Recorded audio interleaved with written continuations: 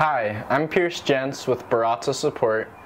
Today we're going to change the belt and pulley on a Vario or Vario W grinder. Let's begin. First, rotate your hopper counterclockwise until it stops, then lift it off to remove it. Remove your grounds bin from the machine.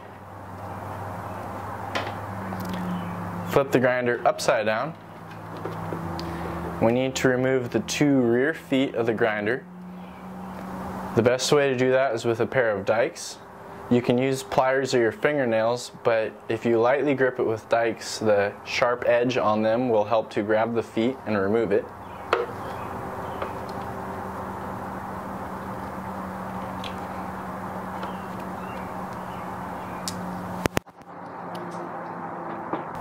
There are two Phillips screws beneath the rear feet. Remove both of these screws.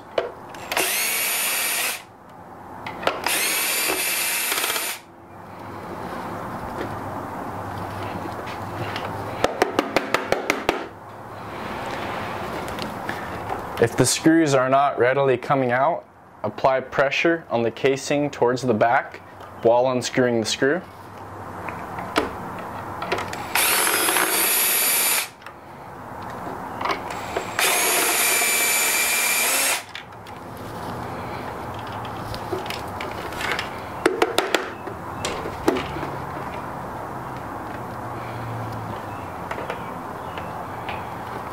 Once both of the Phillips screws have been removed, we're going to push back on the edges of the casing to get the rear casing to slide off the grinder.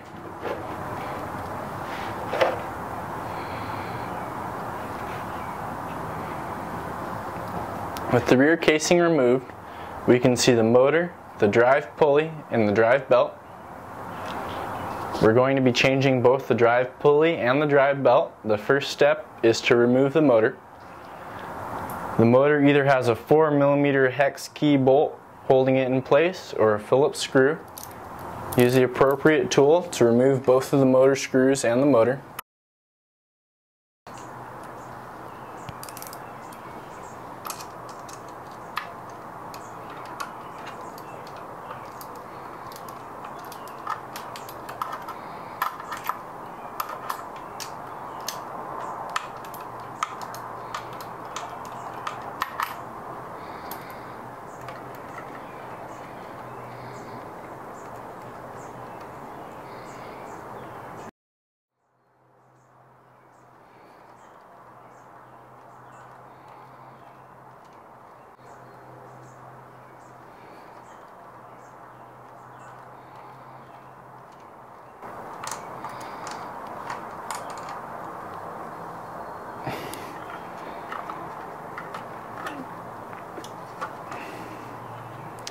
Unplug your motor from the circuit board.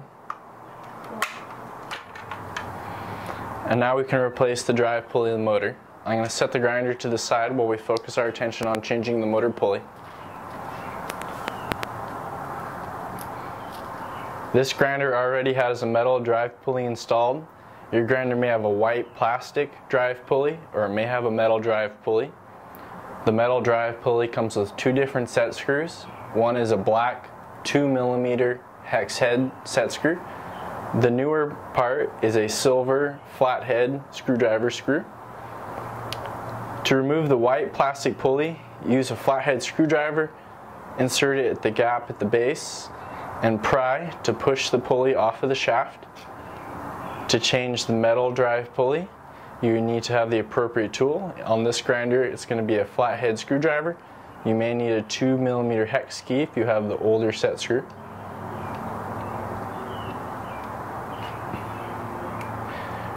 Loosen the set screw and then the pulley will pull off for removal. For installing the new drive pulley, you must first get some Loctite or some other type of adhesive. If you don't have Loctite, which is a name brand thread locker, you can use super glue or nail polish in a pinch. Apply a touch of thread locker to the set screw.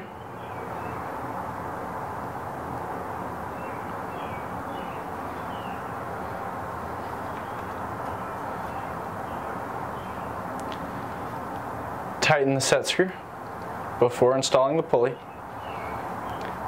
You must tighten the set screw until you can just begin to see the tip of the screw come into the center of the pulley. Let's see here. Yeah, I can see it in there. At this point, the head of the screw will be about flush with the pulley, but what you really want to check for is the tip of the screw being visible inside the pulley. With the tip of the set screw inside the pulley, it will catch the grooves on the motor shaft. When you put your drive pulley onto the motor shaft, the tip of the set screw riding in that valley should force the pulley to rotate slightly. Pay attention to the location of the set screw. You can see that slight rotation. This tells me that the tip of the set screw is riding in the valley of the motor shaft, which is where we want it to be. Once you have it pushed on, go ahead and tighten your set screw. You want to get the set screw as tight as possible. A problem can be when you're tightening the screw, your screwdriver will want to slip off as the motor turns. Rest it on the edge of your table to prevent this slippage.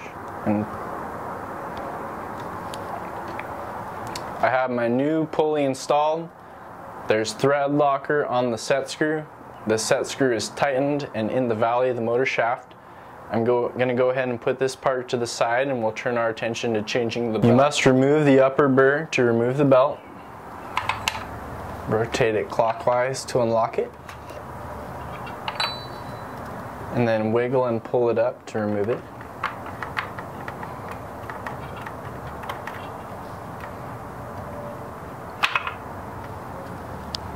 Turn the grinder upside down, and you may need to wrap it against the table to get the lower burr carrier to drop out.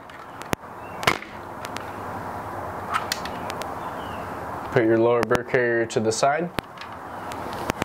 Turn the grinder back upright.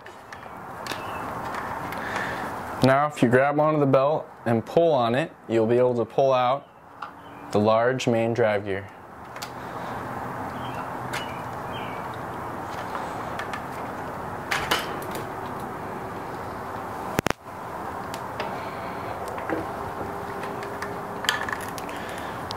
To inspect your drive belt, turn it inside out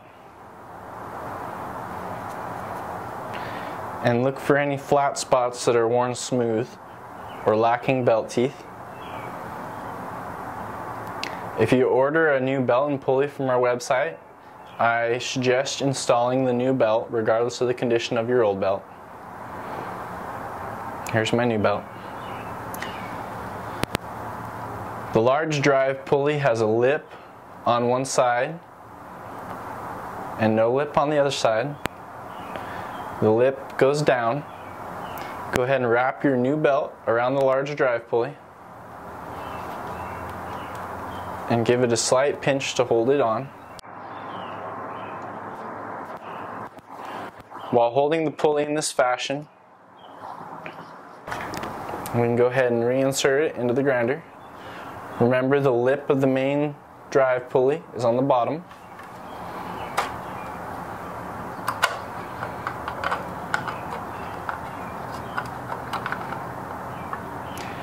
Insert the main drive pulley until you can see the hexagonal hole through your gearbox from the top.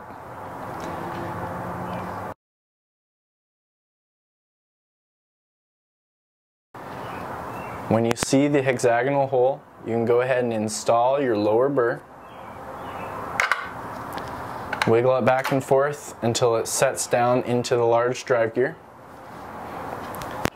To ensure that your lower burr is installed correctly, rotate it and it should spin the lower gear. As you can see, it is. Reinstall your upper burr and lock it fully counterclockwise into position.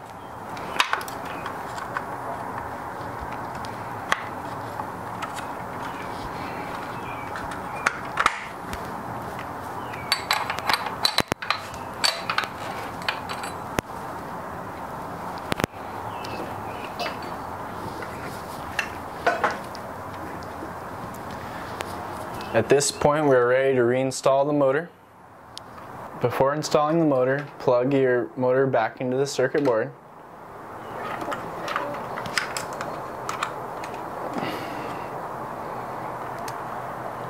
Pull the belt out slightly and make sure to get it around the drive pulley of your motor.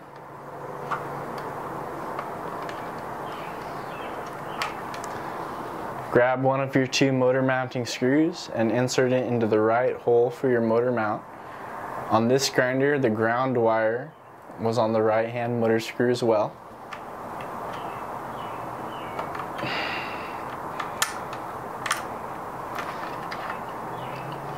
Get the screw threaded into the motor just started. You don't need to tighten it all the way quite yet.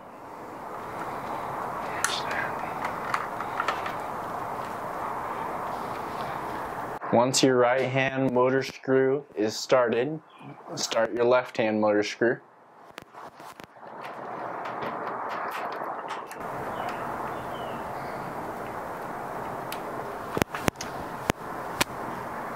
Now we will tension the belt. The right hand motor screws the pivot point and the left hand motor screw slides back and forth in the slot to adjust the belt tension. Turn the motor to tension the belt. While holding the motor with one hand, tighten the left screw.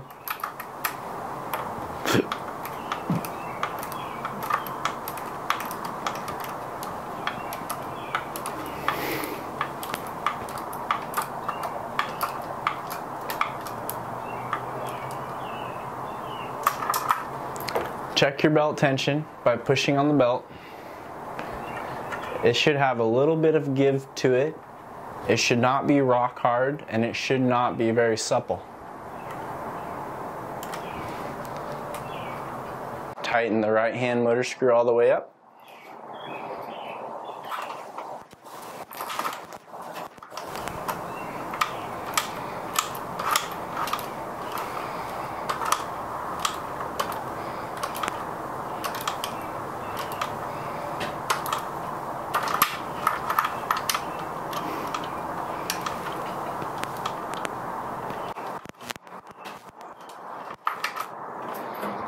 Motor installation is complete.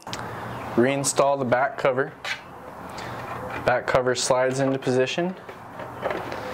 You may need to press down a little bit on the front of the grinder to get it to tilt forward and allow the back cover to slide smoothly into position.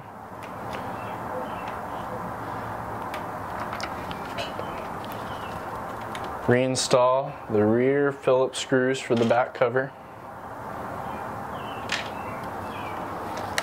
I like to apply slight pressure to the back of the casing while tightening the screws.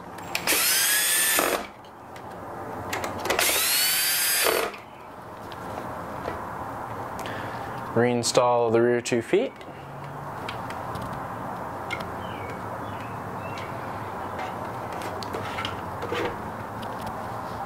The noise your grinder makes while running empty of beans will likely be slightly different now that the belt tension is adjusted differently.